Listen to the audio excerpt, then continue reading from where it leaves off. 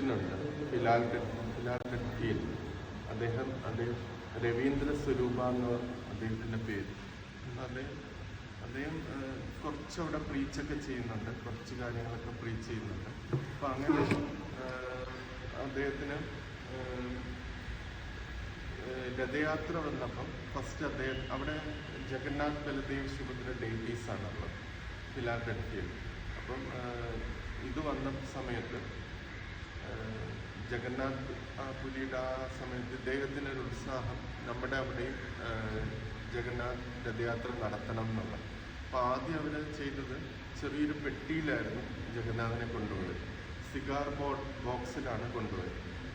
പ്രഭുപാദ് അത് കണ്ടിട്ട് നിങ്ങൾ നല്ലൊരു ഉത്സവമാണ് ചെയ്തതെന്ന് പറഞ്ഞ് അഭിനന്ദിക്കുക ചെയ്തു.